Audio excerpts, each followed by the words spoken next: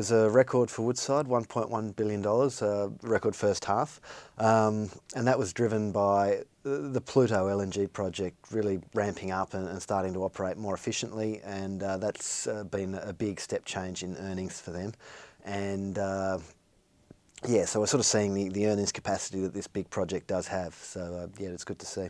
So I guess the thing everyone wants to know when you see a big jump in profit like this, is this just a one-off event, or is this a sign of future things to come for the company? Well, that's the big issue for Woodside. It is sustainable. I mean, they've got this plant and it seems to be running quite well up at nearly full capacity, and they can continue doing that, and it's going to be earning them cash.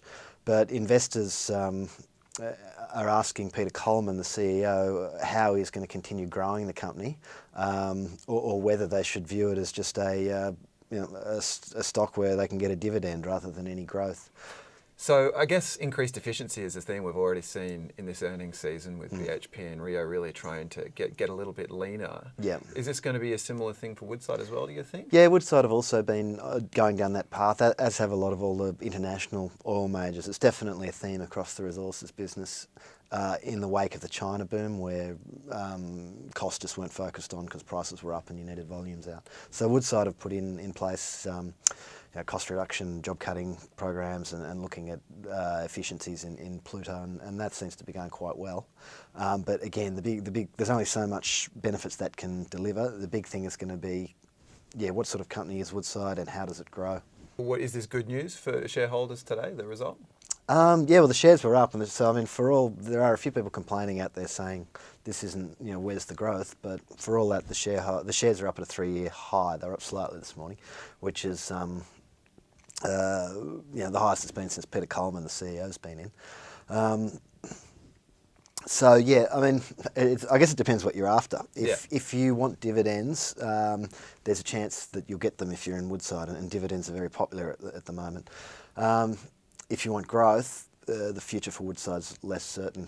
Peter Coleman today hinted that he doesn't want to return all the spare cash that they have as dividends. He talked about how merger and acquisition opportunities seem to be getting better in the oil and gas market. Basically, a lot of the really big majors are selling assets and shrinking, and he said a lot of the national oil companies, like state-owned oil companies, maybe from China, are not in the market for assets as much as they were. So he thinks that's a good buying opportunity, and he wants to keep the ability to take on acquisitions of up to $5 billion.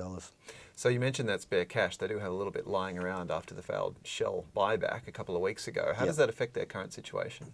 Yeah, well, you'd have to say there's more chance there will be some sort of dividend given, but the way Peter Coleman was talking, he also thinks that if he's got that money in the bank, it puts him in a, he didn't say it, but it puts him in a different position rather than a better position when he's trying to buy assets. And I guess what he means is he doesn't have to rely on debt or equity funding or anything like that if he makes a big acquisition. So it sounds like he wants to keep his powder dry rather than returning it all.